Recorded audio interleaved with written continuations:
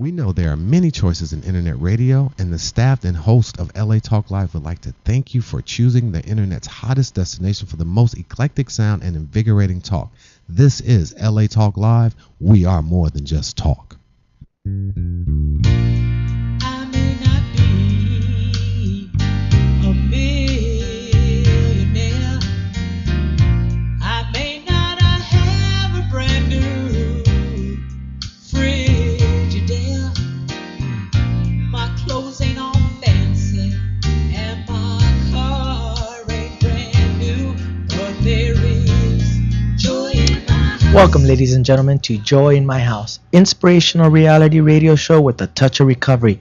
A reality radio show where nothing is left unsaid. And no one is insignificant who says it. I'm joined here by my co-host and recording artist, Lolita Robinson. Welcome to another day of Joy in My House. Well, how are you? It's great to see you. How was your week been?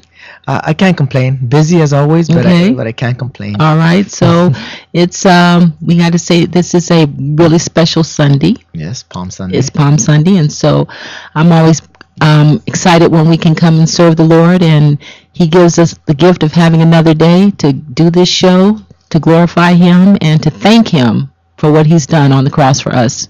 That's so, right. That's how's your right, to be family? grateful. You know what? I like I said, I can't complain, as best as can be. And Mhm. God takes care of me one day at a time, one moment at a time. Right. And He gives me peace, even in my trials and tribulations. Sometimes I feel I'm getting out of control. How do I manipulate this to work out to my favor? And I just have to take a step back and say, you know what? It's okay. It's okay. It's okay. Yeah, Yeah, I'm He's not- been teaching me a lot about entering into His rest. He really, really has. And in fact, I was studying Psalm 91, and I don't always, but it talks about we abide in the shadow of the Almighty. We rest in the shadow of the Almighty. And He's really been showing me about that because I'm task-oriented. I like to, have my list and things to do, but now since I'm kind of virtually an empty nester now, I'm having to learn to just rest in Him. Still be busy, be proactive, but to know that He's my source. So I know what you're talking about sometimes when it that gets crazy. That is so important Yeah. to be able to just take a step back and say, it's okay. Right. You don't have to manipulate and control everything. Because I'm a control freak, I like to script out this. Yeah, I like to you plan do. this, and I want to know exactly what I'm going to be teaching my students. And sometimes I got to just take a step back. Yeah. How are you learning about not micromanaging? It's tough. It's tough. Yeah. But as I step back more and more, I realize that I really don't have control anyway. No, and we have to let other people, which I'm excited about today. I'm sure we'll share about that. But we all have our gifts. We all have to know that even if we're not in the picture, God can. He has it under control. So That's right. It's wonderful to watch you, to see how God works on it. Because you had everything done, which is a gift. We got to know when to relinquish. Yes. And I think that's important. That surrender actually gives me a lot of serenity. Right. And right. that's what I search for anyways, is that peace. That is so true. In fact, I had a young lady calling me this week, and I've been blessed that I've been having an opportunity to one-on-one talk to some of the women in my life, and some are my age, some are younger, and she was so frustrated about not having a husband, not having a career, not succeeding what she thought, having a house and kids and all this, and I said, when it all boils down, that's important, but what's more important is peace. Because I don't have any of that. I mean, my husband's gone. I don't have a house. I have an apartment. My kids are gone. But I do, well, they're not gone, but they're grown and they have their own lives. But I have peace. And you cannot, can't I'm put a sorry, price you on can't that. put a price tag on peace. And You really can't. I go through the same thing with some of my sponsees, especially one of my sponsees. He's always has stuff in his background. He's come out of prison and had drug addiction, and has tattoos all over his body.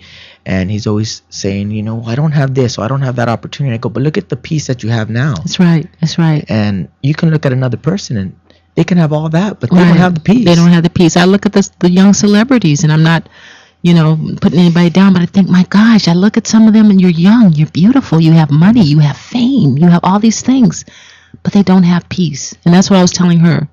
You are an artist. Maybe it's not to the degree you want to be. You have a job. You have a very nice life. So we need to cherish the peace. I don't know where that came from, but maybe someone out there today, peace is so important. And that peace translates to what our previous guest, which was Paula Henderson from Mothers in Charge. Yes. She is the president of the LA chapter here Right, of right. Mothers in Charge. Her son was murdered. Right. But the Right. peace that she had, Now. and now how she's serving and giving back, Yeah.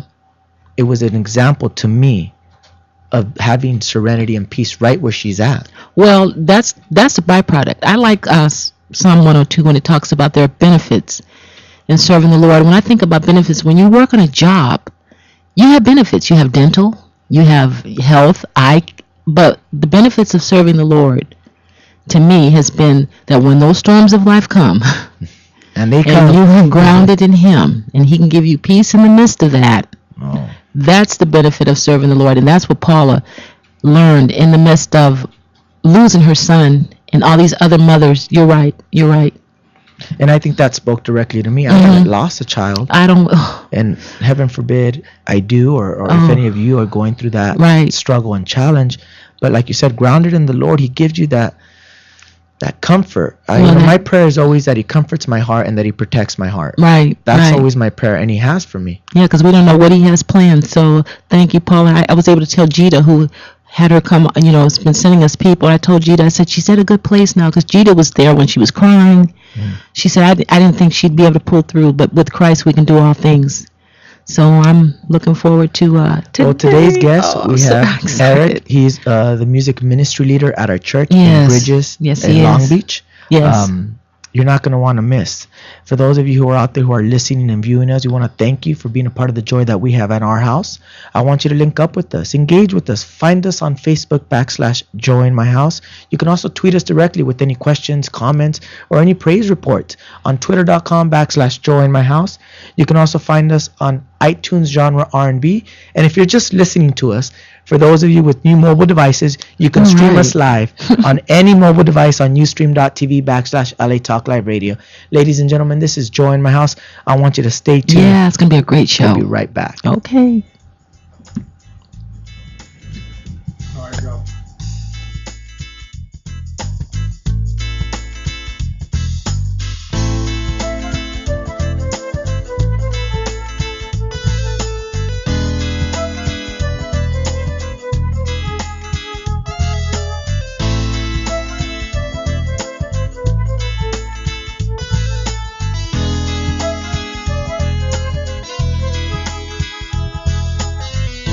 There was a day when he came in a manger as a baby. He didn't have a silver spoon, but he ruled the sun, the stars, and the moon. The prophet turned away, said, "A king in the barn, that's the day. What's this king gonna do? I'll be the savior of me and you." Huh. Little did they know how God runs his show. He takes the faithful and the few with 2 fish, he fed the multitudes. Don't be deceived, 'cause there's a miracle you might not see in the eyes of a child or a peasant with bills piled high. Rejoice, look at me, I got myself a brand new life. Rejoice, things ain't been the same since I met Jesus Christ. Rejoice, stand and scratch your head, you don't even have to ponder twice. Rejoice, it's up to you. Rejoice, it's up to you. Rejoice, oh, what you gonna do? Come on, y'all, rejoice.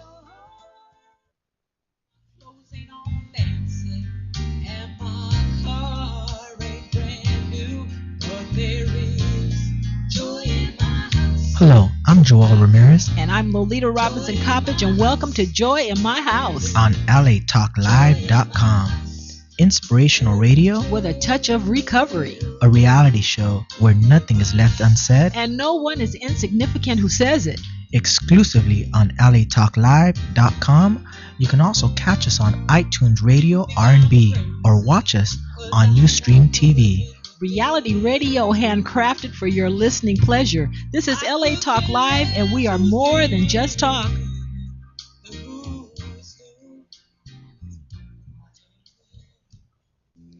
Hi, I'm Ro Williams, and I would like to invite you to join GospelRhythms.com every Sunday at 4 p.m. Pacific Standard Time, 7 p.m. Eastern Standard Time for our show, GospelRhythms.com Talk Live Radio.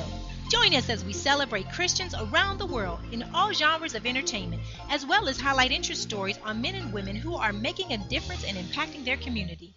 So don't forget to tune in to gospelrhythms.com, Talk Live Radio, exclusively on latalklive.com. You can also catch us on iTunes under R&B or watch us live on Ustream TV. We are reality radio, handcrafted for your listening pleasure.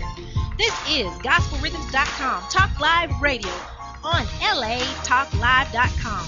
We're more than just talk. We're heaven's party here on earth.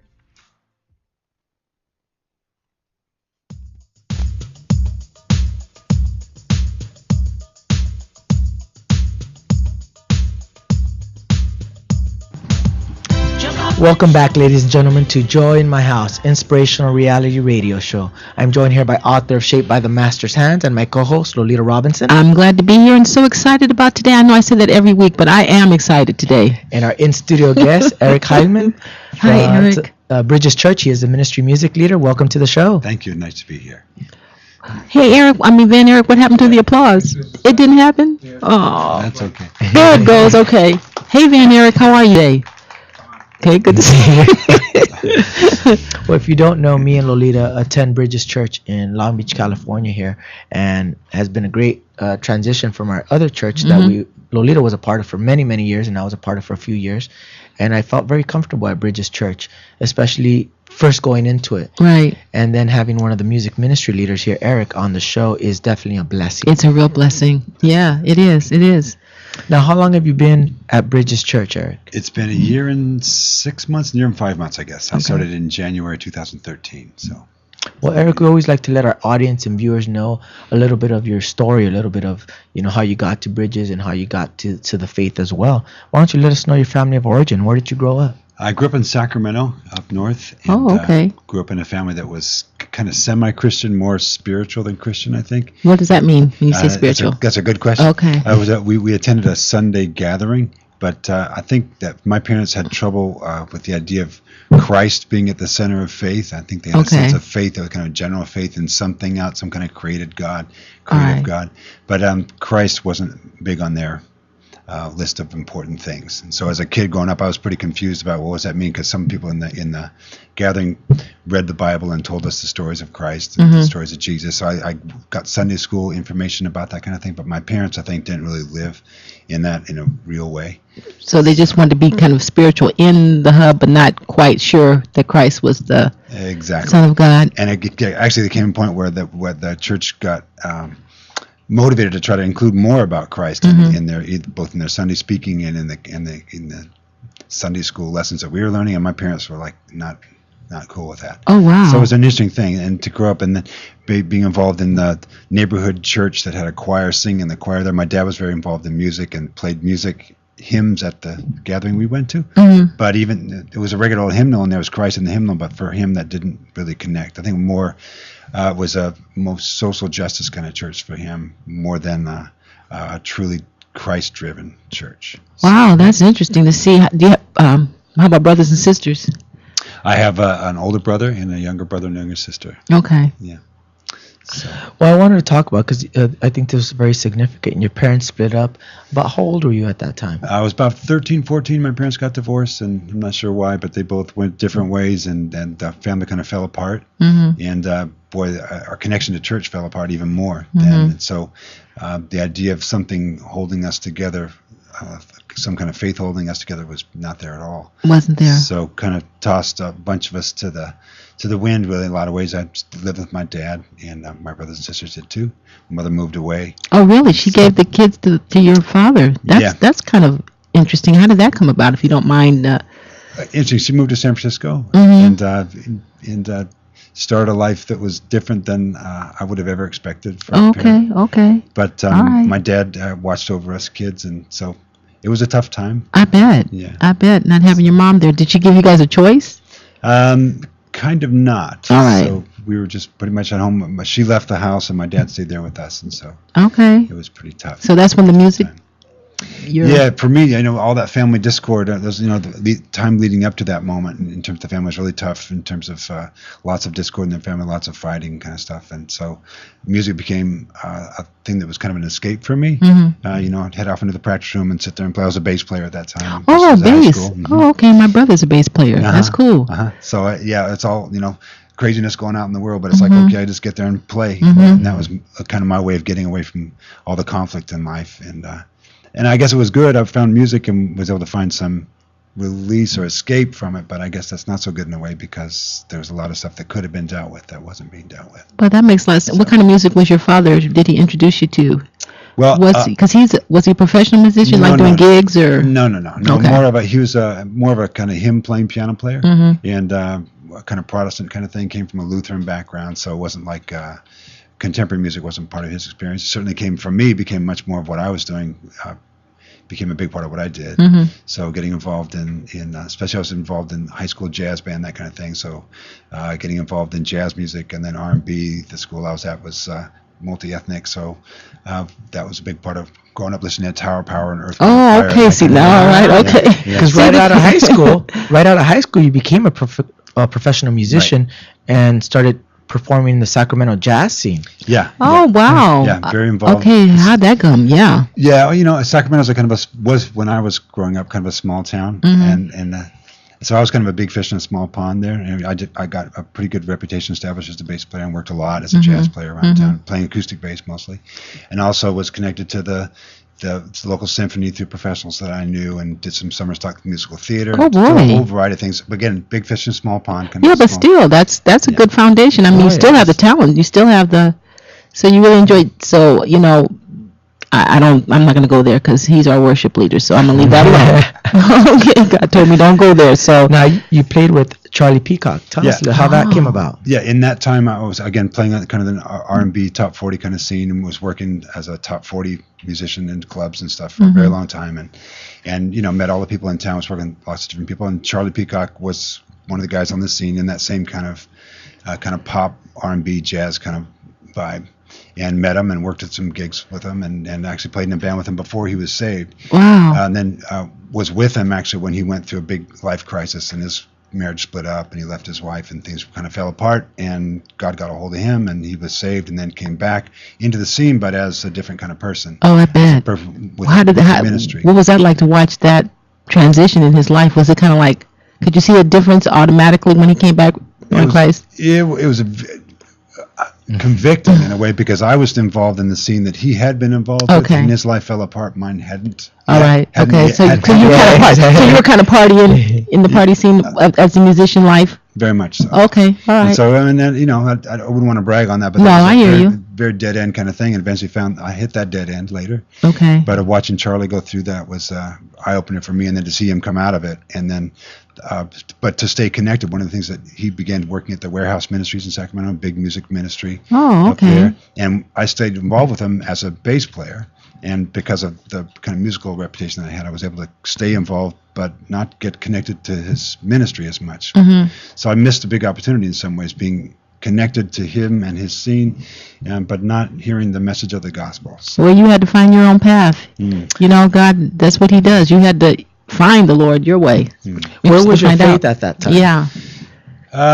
He would always ask me, and so and I would say, I believe that there's a God, but I'm not sure about Jesus. Is what I was, and it was a kind of a pat answer, and it was, I think I had from my upbringing some kind of general sense that there is a God out in the world who's in charge of things, but I didn't make the connection between God and Jesus. I didn't really know. I was really ignorant in a lot of ways about a lot of things, and so I think the guys that I worked with then, Charlie and his band, a lot of them got saved shortly after Charlie got saved, and so I was connected to all that, but I didn't really hear that call. Were you angry with the Lord because of the, you didn't really know, so were you bitter towards religion because of what happened with your parents, or you just kind of like, I didn't know? I just didn't know. Right. And the thing was, I actually, watching the changes that happened in Charlie's life and in the other guys that I was working with, I remember one day sitting after a gig, and the drummer I was working with, this was also with Charlie at that time, I said, we were done with the gig, I said, you want to hang around, man, let's have a beer together, and he says, no. It was a morning, it was like a brunch thing. Jazz brunch, right? That's it, yeah. And I said, why don't we stick around and have a beer? And he says, no, man, I'm going to get washed today. And I was like, what's happening? He says, no, I'm going to go get washed in the water, man.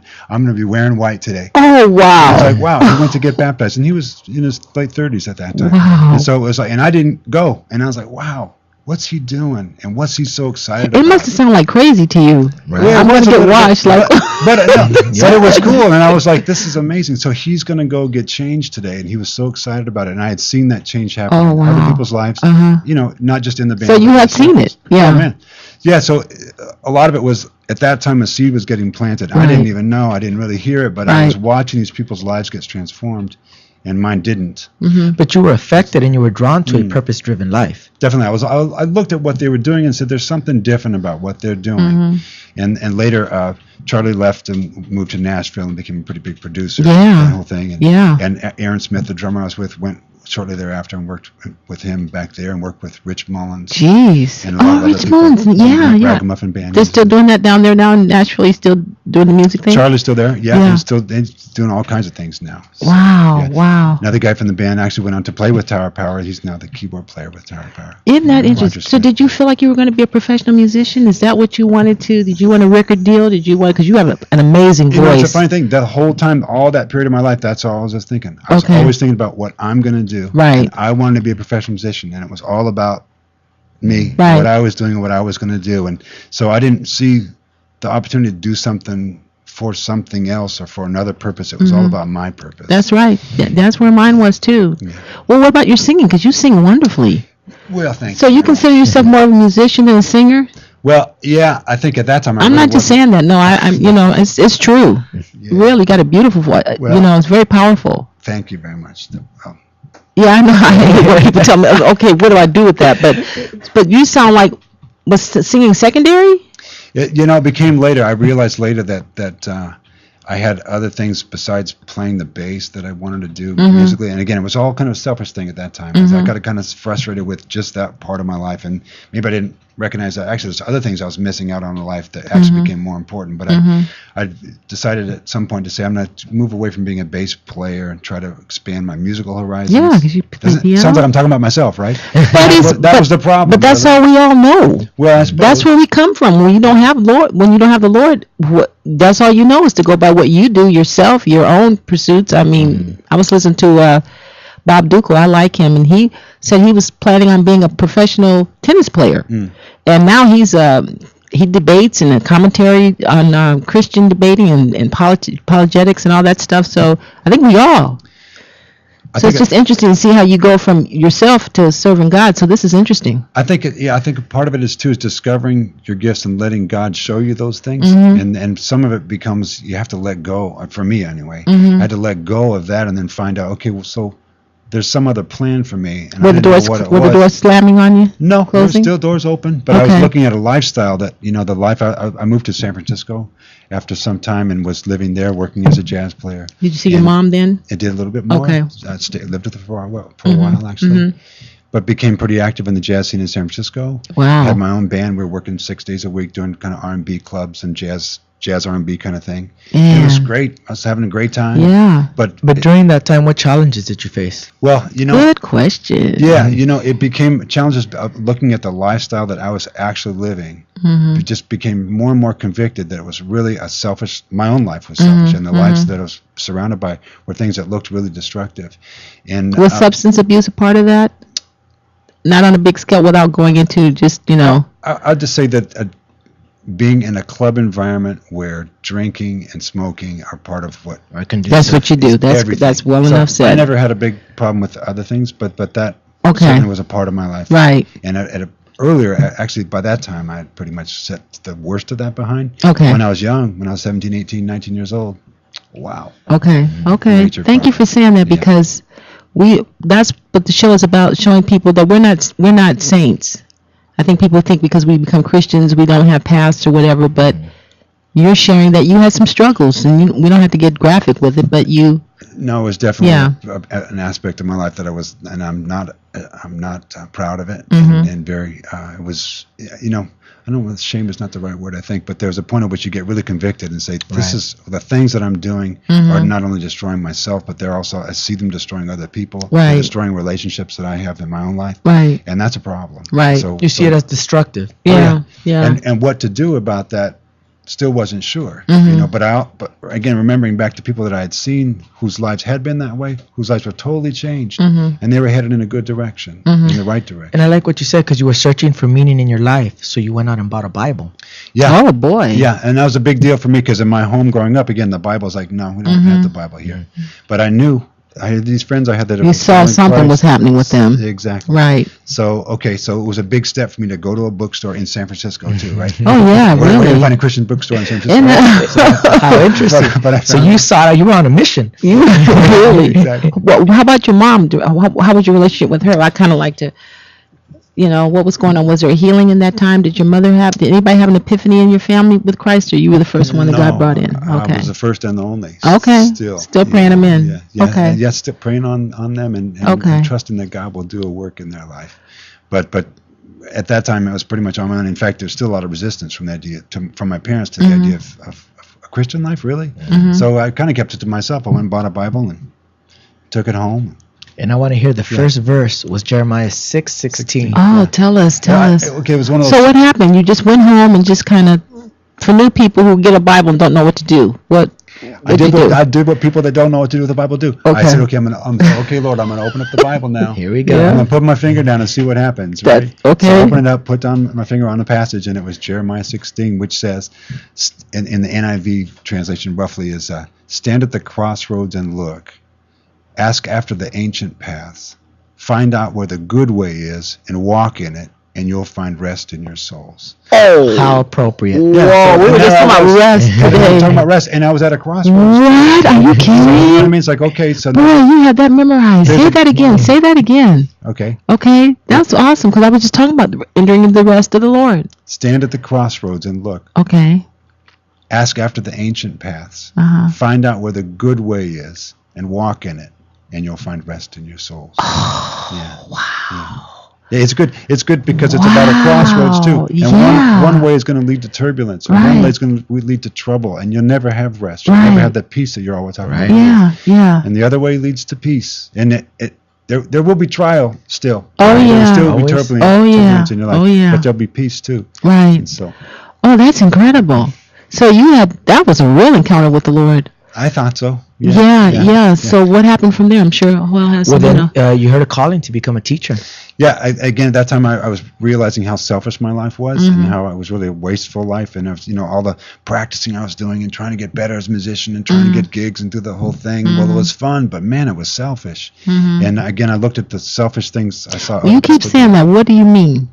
Because I know you're not saying that it's selfish to be a musician and it's selfish, but what do you mean? Self-serving. It was So it was just about you. You weren't aware of the people around you. You didn't care about what was going on. Maybe I think it was just that I was doing it for me. I was trying to help me get better. I was trying to help me make progress in a career. You know what I mean? So you weren't aware of other people. I think to make it, you've got to be pretty much tunnel vision. I think you can do it. You can succeed in life by being helpful to other people. Okay, I like that. And finding a way to serve other people. Right. And if you can use your gifts to serve them in some way, and then that's a gift that they can use, then that can lead to success in life. That's good. I guess for me, it felt like at a certain point, it was all about me, and it was all about my success. So I decided to do some volunteer work, just to do something to give back to the community, stop working for myself, and went to do some volunteer work at a nature center. There were kids would come on their Sundays on a little field trip. God, you know that had to be the Holy Spirit. I mean, who goes from being a musician partying at night That's right. to nature with children? It was and so I was out there working with kids, and I'm walking along on a little field trip, walk out on the coast. It was on the coast of the ocean in San Francisco, and I had a bunch of little kids walking behind me, second graders, and I'm walking along, I'm just leading them down the path, and they're just walking behind me, singing this little song, and I'm like, what is this? And I had so much joy in my heart with these little second Well, you had already told them. What were they singing? I remember there were kids it was a school from Chinatown. They were probably singing in Chinese. I don't even remember. Oh, how I just remember the joy that they cute. had, and they were like, wow. "Where are we going, Mr. Heilman?" and then I don't know. I'm just trying to find that crossroad that God is. I think you have the answer more than I do. Well, I got back, and what the teacher from that group said to me, have you ever thought about being a teacher? Because you got a gift for this. I'm like, what are you talking about? I I was going to be a musician. Right? I had my plan. I had my plan. God, but God had another plan. And he cracks me up with his plan. I said, Lord, you and your callings. Well, that cracked me up too. I said, teacher, you got to be out of your. No, I don't think so. But then I did some more volunteer work. I said, well, let me, that was a moment. So let me pursue that. I did some volunteer work at a school and met my wife in that school doing some volunteer work. This is my favorite part. He knows. I get so happy about when we meet the wives. Hi, Pam. Hello, how are you? So what happened? Yes. His face is lighting up. That's so. Well, talk about joy. I mean, I was working in this school as a volunteer, rough school, inner city school. And I see this pretty young lady walking down. She is pretty. She really is. She was doing her student teaching at that school, and so we just kind of passed each other in the hallways for a while. And then on the last day, she was getting ready to leave to be done. She's walking through the hall with some cupcakes, and I said something. She says, "It's my last day here," and I've been like watching her, thinking, "When am I going to talk?"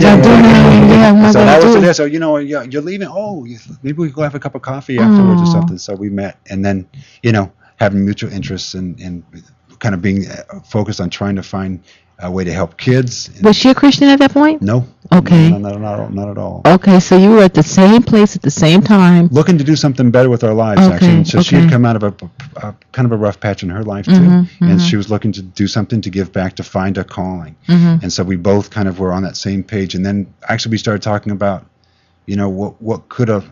We started talking about marriage pretty quick, actually, and thinking about, okay, what do you want? You want a family? What do you? We're thinking about what would the future look like, and we also talked about the idea of having a life that was a faithful life. What would? Because, I'm checking, and trying to find out about being a Christ follower, and check in with her, and she's like, yeah, I've been thinking about the same kind of thing. Well, was anyone was Charlie ministering to you during this time when you got your Bible? This was all the Lord, just you and the Lord seeking. Yeah. Wow. Charlie ministering from afar. He was praying for me. Actually, I talked to him maybe 4 or 5 years later when I finally let my life be God's life. I contacted Charlie and just to let him know. And he was like, "Oh, Jesus, we've been praying for you for a long time." Oh boy, boy. So God has funny ways of working behind the scenes, even. Yeah, He does. So you and Pam were. Well, because of that, you guys started going to church together. We did. How did you guys do that? I mean, well, of course, the Lord just. I think we had to micromanage and control. Right. God can do His thing. I mean, He just led you and Pam. It's the funniest thing. So we were both working as student teachers then. We worked together in a little summer school program. That's first summer that we met. And then she got hired as a teacher. I got hired as an assistant teacher, both at schools. Hers was called the Sacred Heart School.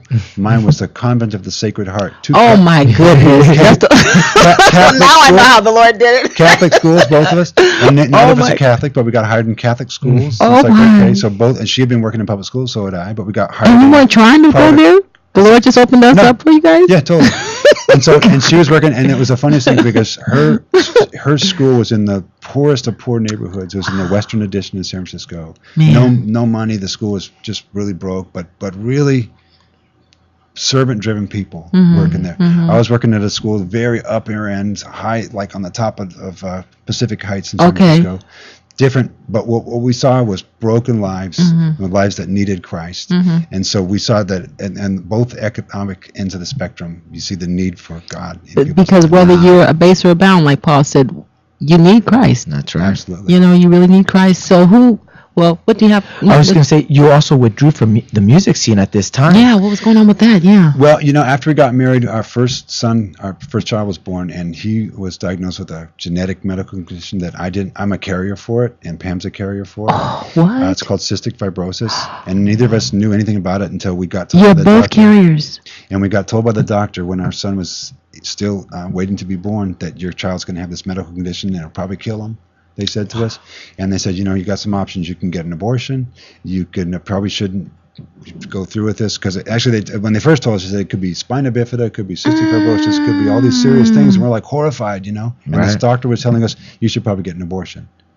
And my parents said, maybe get an abortion, and we just said no. And what did her parents say? What were her? Kind of the same. It was like, this is the first child. Maybe you guys want to start over, But we just felt like God was saying, this is, there's a purpose behind this too.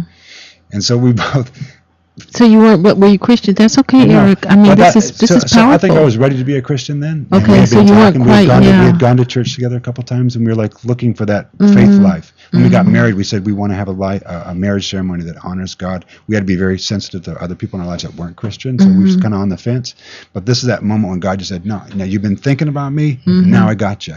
And so, out of desperation, both of us said, we're just going to turn this over to God. Wow. I remember sitting in a little chapel at the church school that I worked at, just saying, "Okay, God, I can't do anything about this. There's nothing I can do. I don't know what to do, but you do." No, this And is. I love this that because you said in your Oh, this is. I had no idea. It's funny. You look at a couple, and I remember when your family stood up there and we were praying for you as they were bringing you into Bridges, and I thought, man, what a neat family. Man, they got you. Just think everybody has it so together.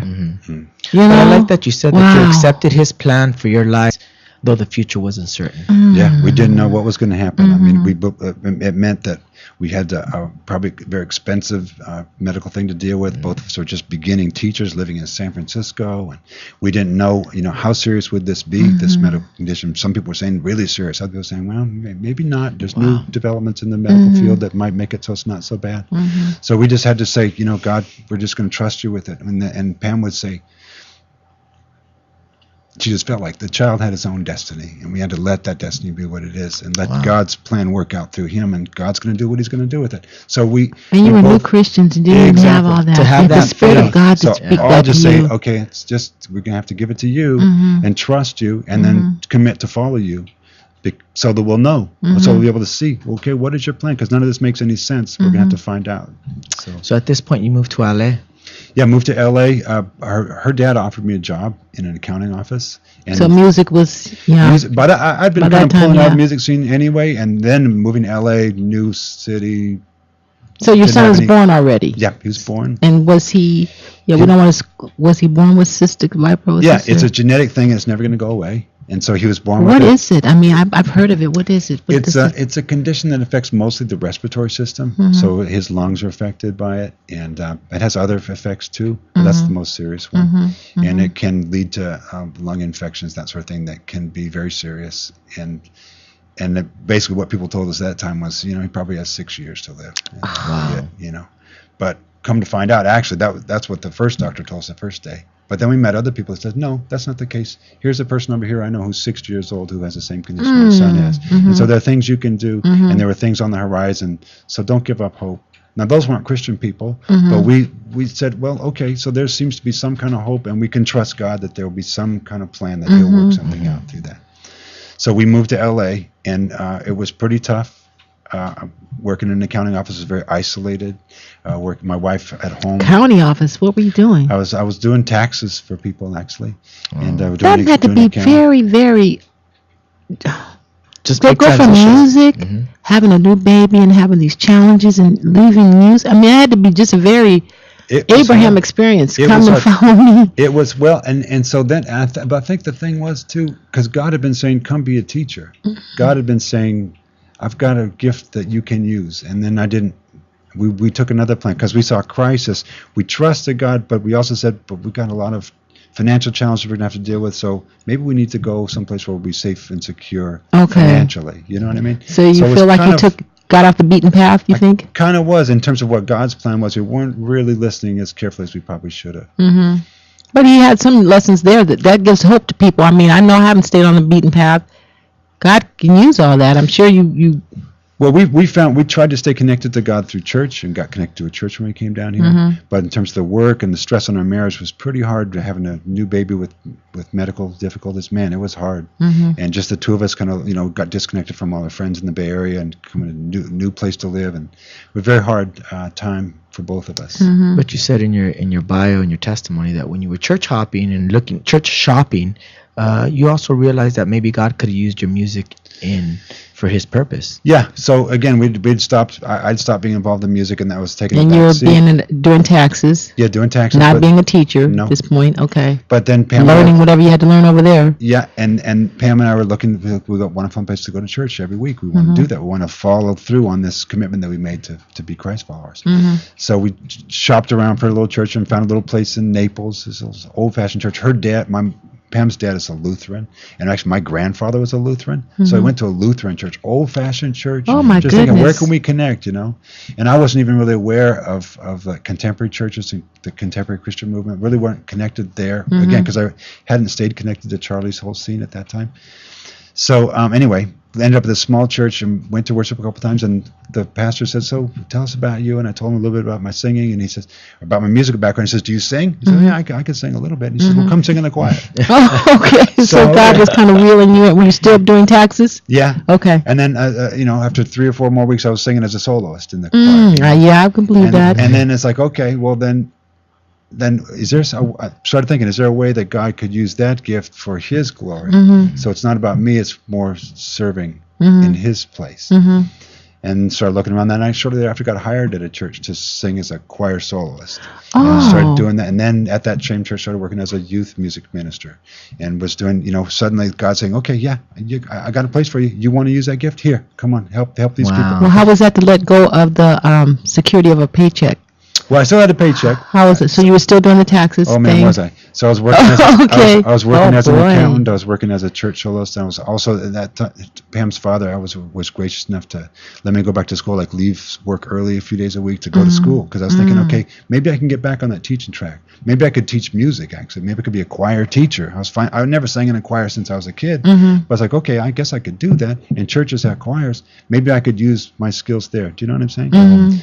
And so began exploring all those things, but still working in the accounting business. And then I got hired. Then I got hired on another job to be a contemporary worship leader. So I'm working a Saturday night job, a Sunday morning job as a choir and church musician, working in the accounting office at night, doing other stuff. You must have been exhausted. And then Well, it was hard. there's more. yes, and then he had his second child, Abby, who was also affected by the same medical condition. Indeed, and boy, more crisis in our life, right? So you can imagine, here's Dad off doing all these things at these And different mom churches. having, Mom's at home with 2 kids that have a serious medical condition. She's really stressed, and I'm kind of gone, trying to make a living, going to school, doing all this stuff, kind of pursuing my thing too, right? So that wasn't so good, and it was really, really hard on our marriage. I bet it was, yeah. And being connected to churches too, where the communities were. One of them was far away. It was out in Palos Verdes.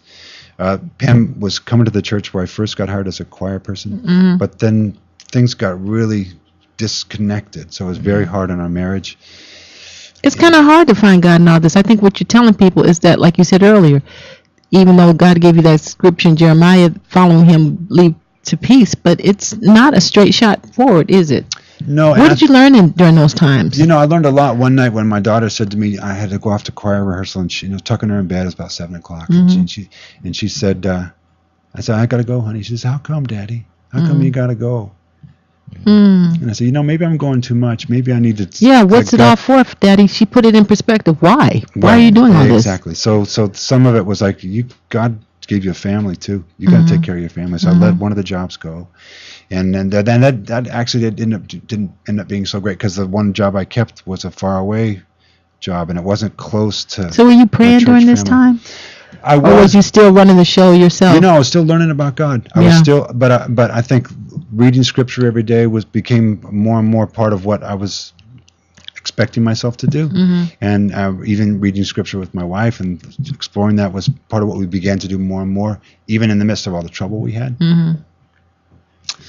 And about that time, then I decided to quit the accounting job. Actually, the accounting business shut down. Oh, so God closed the door for you. Exactly. And so I said, okay, what am I going to do now? Can I get back on that teaching track now? So I looked around and found a job as a teacher, but it also was far away. So there had to be financial challenges too. That was tough, real financially, very tough. See, people have to realize there's a lot of, there's a lot of that goes into being a man of Christ and finding your destiny and all that. And so, in fact, I had to make a choice at one point. That the church I was singing at as a contemporary worship leader had their accounting guy go away and was retiring, and they needed a new accountant. So I could have become the church accountant, but at that same time I was saying, but I need to be a teacher, and I was praying for God to open doors as a teacher, right? Another and I got that crossroad. moment, and I had to decide, because the accounting job at the church was going to pay good money, and the teaching jobs I was looking at, they were paying really not good money. Right. But God is like, okay, but here's it, and I had found a school that would hire me. And I had to make a choice, because I had to go I was driving to church, and I had to talk to the pastor about the job. And I was just praying really hard. I said, God, what do you want me to do? It's all right. And there was just really loud voice, loud voices, right? But I just heard really clearly, just screaming at me, go be a teacher, was so clear that accounting job with money was not what I needed to do. But to go be a teacher was the thing I needed to do. And but you said a whole lot. That's a lot. And the passion that I can feel from you, the passion of, are you going to take security or are you going to trust me? And that sounds so easy and so cute on Sunday morning, but that's usually it's a lot of sacrificial stuff, because you had a family. I did, and it was hard, and it was scary. And was there a lot of financial things, challenges with the kids, medicine that they needed? Oh yeah, that was a big issue always. And so the idea of security and having health insurance, all that kind of stuff, and a job that would last. That's what I'm saying. It's pretty Well, scary. we're going to take a quick commercial break, and when we come back, we're going to talk about how you placed your son in a Christian school and how you met Liz and Pastor Jeff Timlin and got connected to Bridges. Ladies and gentlemen, this is Joy in My House. You're not going to want to miss. Stay tuned. We'll be right back.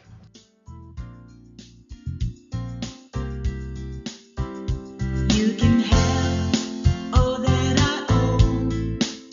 They don't belong to me. They were merely a loan. You can mold me the way that you choose. There's no way that I can lose. So I wanna stand before your throne and say, dear Lord, I know that I'm home, no matter how far I may roam. You're always there, and I know you really care.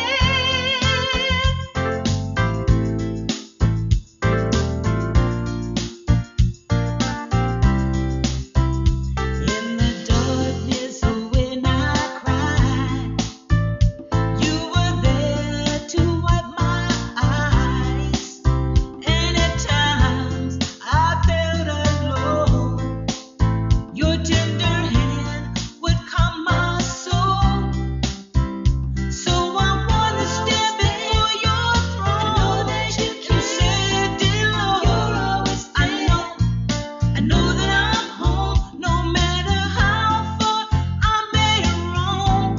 You're always there, and I know you really care. Welcome back to Joy in My House, ladies and gentlemen. Inspirational reality radio show with a touch of recovery. A reality radio show where nothing is left unsaid. And no one is insignificant who says it. I'm joined here by recording artist and my co-host Lolita Robinson and our in-studio Yeah. guest, Eric. Eric, welcome back to the Yeah, show. thank you. You're the ministry music leader at Bridges Church, which is a church Our that we worship attend leader, right, under yes. Jeff Timlin. Now, right before we went to commercial break, we have left a teaser to everybody out there who is listening and viewing. You put your son in a Christian school, and this is where you met Pastor Jeff Timlin and his wife Liz. And I wanted to ask you real quick, the developmental of your children, was it as bad as you thought it was going to be when they told you to abort everybody? And No, the medical things. right, yes. It ended up being a serious condition that we had to keep track of, but we were very fortunate to have some medicines come along shortly after they were born that allowed the symptoms of the condition to be significantly reduced. So it means that they have to, God bless them, go through a daily routine of nebulized, aerosolized kind of medicine administration. But it largely is able to keep the worst effects of the condition. Your daughter sings on the praise team, doesn't she? Yeah, and so You wouldn't know. yeah. Well, since And your then, son, it's a drummer. yeah, he's a fine drummer. Yeah. Oh my God, they're wonderful. I didn't. No, so they have a rather mild Okay. version of it. There's several different versions of the disease, and Yeah. the one that's relatively mild is still serious. But also, the medicines that they've taken since they were born were effective at holding the damage that the condition can produce. So they have their some. challenges. They have to. They They have have, a to lot be of their challenges. But man, I tell you, they're beautiful. He plays drums also. She's a gorgeous singer. She's a Beautiful gorgeous girl too. That's my daughter, so I won't argue with So you. yeah. So go ahead. So, Well, no, because we were the going to Christian talk about school. and bring that in and tie that in together because during these challenges, you found Bridges Church, Liz and Pastor Jeff Timlin, and they were a great support team. Yeah, they were, and going back a ways, before I went off to teach at the school I got hired at, we had put our son, when he got to first grade age, in a local Christian school at First Baptist Church of Long Beach school, and just back and forth in the hallways, dropping off your kids to kindergarten or first grade or whatever. There's people that walk by and you get to know them, and one of them was Jeff and Timlin and his wife Liz, and his wife and my wife Pam and Liz hit it off really well, and they're great friends. I talked to Jeff off and on, but then they became real close, and my son and I thought they were homeschoolers. So what were they doing there? at that time we were kind of it was before the homeschool thing Oh, for okay. both of us. Oh, Actually, Max and Jeff and Liz's oldest son Chad went to school together for like 4 years at FB okay, Pools. okay. And they became best of friends, and so our families kind of were drawn together that way. Wow. Then they did the homeschooling thing happen later. Okay. So anyway, I was off working at school far away, and had met these people and developed relationships with them. But my life as a working Yeah, life at this was pretty far time away you still. were spread thin, Yeah, so I was still. so you were facing some challenges there. Yeah, the difficulty in the marriage continued in some ways. There you go. Pam went into the homeschool thing, and so her family life was at home, and my life was far away in a lot of ways. I think a lot of fathers, a lot of men have that dilemma. It's hard. I think when we get separated from our families and we Right. have career priorities that become priorities, that can be a problem. And so it was for us for a long time. What do you think it was so much of as a part of just chasing your own dream or just trying to make a living? So it was making a living, I think. Yeah, And even yeah. I was trying to, I don't know, chasing the opportunity to serve God. I mean, at Right. the school that I'm at, and that now actually Pam is at now, is a great school, and Christ is alive at that school. And so it was a really great thing. But having the family be disconnected from that place, and she's connected. She was going to Bridges every week. I was still going to this church in Palos Verdes, serving there. I'd come to Bridges. some That's far, Sunday mornings. yeah, It was yeah. a long, so I was Yeah, driving a lot woo. away. Yeah. And the church that I was serving at, the pastor got divorced from his wife, and so there's a lot of strife there too. And Pam was worried about the model that church was setting for me, so we were in a disagreement about whether I should even stay connected there.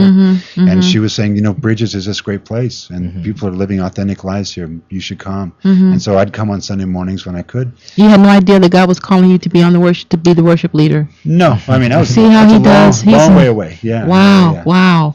So, yeah, and there became a point where the separation of our lives got to such a high degree that it was screaming at each other kind of stuff. And this marriage is getting really like, wow, this is getting really scary. And I'll never forget one day just being told at my wit's end saying, what am I going to do?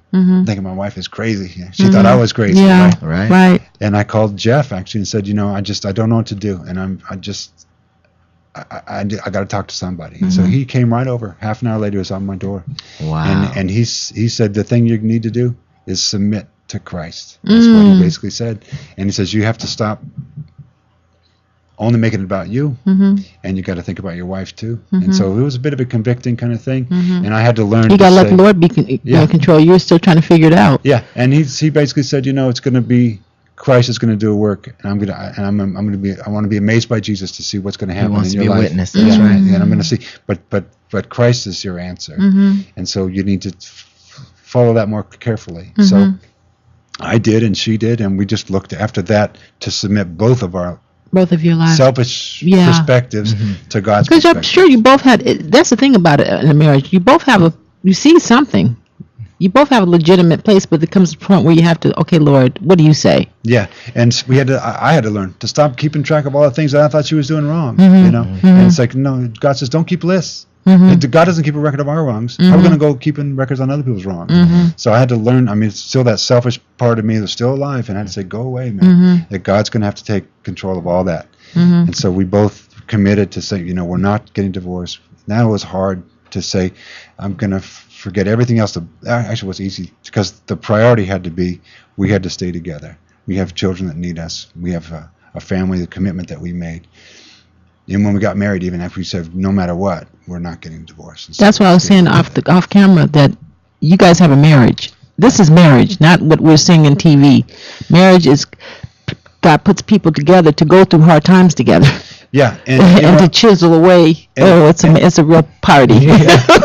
And I'm going to say that not all marriages don't succeed. And so No, I would never want to say that if your marriage is having trouble or did have trouble, then God is not at work in your life, because I think God works in amazing yes, He does. ways. Oh, heck yeah. But if God can work to keep a marriage together through difficulty, then that's amazing. That's a glory to Him, because that's life. Yeah.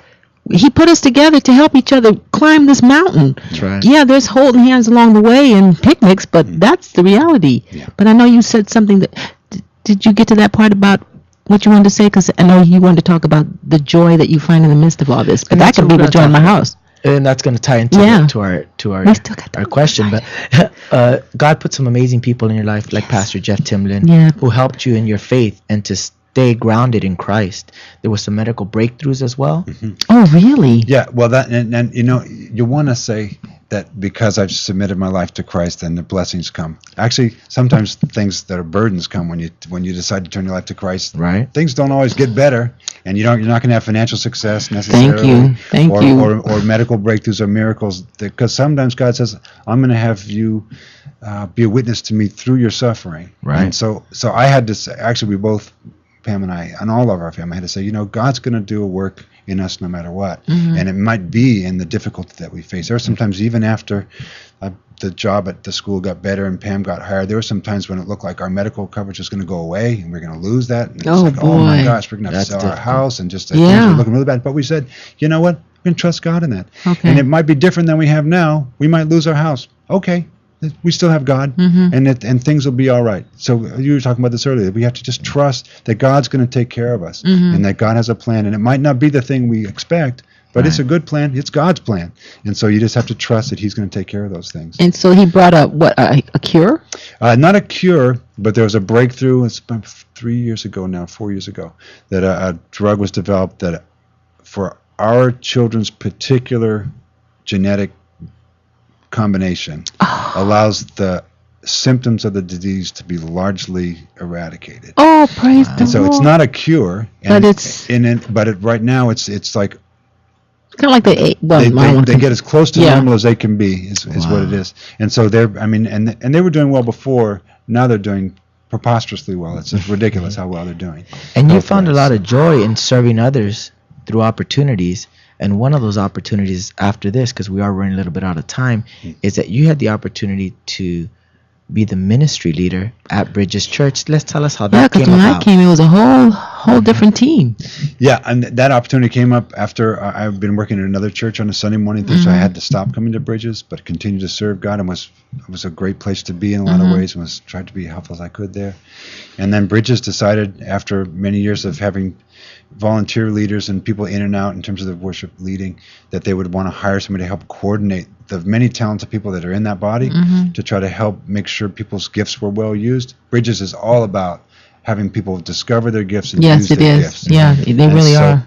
And they felt like they wanted somebody to help with that. And so my wife said, they're going to hire somebody. You should put your head in the ring. I was like, actually, when I'd been to Bridges, I saw a really good ministry already going on. Yeah, they And there's were a very lot of- powerful. Yeah. a lot of really anointed, Yes, powerful they do. ministers. So I said, actually, I'm probably not as gifted in leading as many of the people that I saw, and I wouldn't want to get in the way of that. But I said, if I can No. help you guys in any way, if I can help coordinate, if I can support other people in their ministry, here I am, And what did God do? And well, God said, okay, we want you to come serve. Yeah, because other people stepped down. Their lives went in different directions. Ultimately, it worked out that way. Yeah, it did. But Yeah, it other people did. stepped up. Oh boy, Yourself, that's a Mama. whole nother. And Yeah, I'm gonna he's gonna go come into back that. and he's gonna come back and sing for us. But yeah, But he was talking about that's you, it. Lolita. Who? Oh. They eventually brought you up because you also are now part of the praise and worship team at It's- Bridges. But we were called, but we weren't seeking that. That's the beauty of it. Yeah. It's something that the Lord ordained. That's so awesome. Yeah. Thank you. she doesn't catch it. She's so humble. But no, But God used your musical talent, and even though you didn't want to be in the forefront, you were willing to help and serve. That He eventually pushed you up to the forefront because you were humble. Same with Lolita, because she's humble. God needs to use you guys. You guys need to let God use that humble spirit to usher in His spirit. Well, that's the most important thing. It's not that we're up front; it's that God's up front. That He's up front. And so and we want to make sure that Hallelujah. So it's really important for all of us to say we want all of our little gifts to be used by God's great majesty, and then when we come together and worship, it's not about a group of people leading even, it's about a body of people worshiping together. That's right. And that's what we do. And so if any of us can help someone else discover and use their gifts, even just if it means singing in the body, that's and they right. can sing out loud and sing with freedom and sing with joy, then that's our work is done, our servant. That's exactly what it is. But one time I know we got to go, but we want to have him come back and do a series on worship. Yes. Okay. So if you're listening and viewing out there, I want you to find more information about our church. It's Bridges Church in Long Beach. You can go to www.bridgeschurch.org. If you haven't heard our pastor, he's been on our show. He's given our Easter message, our Christmas message. We're not going to have him this Easter, but I want you to join us live here next Sunday for our Easter special. But we always like to ask this of all our guests. The premise of the show is joy in my house, the joy that we have in the midst of our challenges, struggles, and in the midst of our praise. What does joy in my house mean to you in today's day and age? God, through the Apostle Paul, says, be joyful in all circumstances. And I think that in the joy that we have found as a family and that we've found in the community at Bridges is all about, despite the difficulty you might have, despite the personal conflict you might have, despite the financial trouble you might have, despite the unclear future that you might have, God says, be joyful. You're my child. And I've chosen you to be a perfect God-created servant for me in the world. And so to be joyful in that knowledge and to just accept God's plan for the rest of the time with a knowledge that he's got a perfect plan for you and he wants to use you and kind of replace you so he can work through you in his kingdom. That's a joy. And just to live there all the time. Eric, thank you for coming on the show. Beautifully said. Ladies and gentlemen, this is Joy in My House. I hope you had a blessed day today. Our guest was amazing. Catch all of our archive shows here on latalklive.com. Just click on Joy in My House and you can watch all of our previous shows. Join us next week for our live Easter message. This is Joy in My House, ladies and gentlemen. You have a blessed day.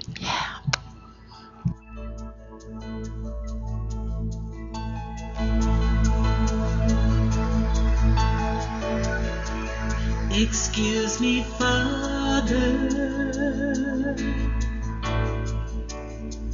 may I come in? I'm feeling alone, afraid. I need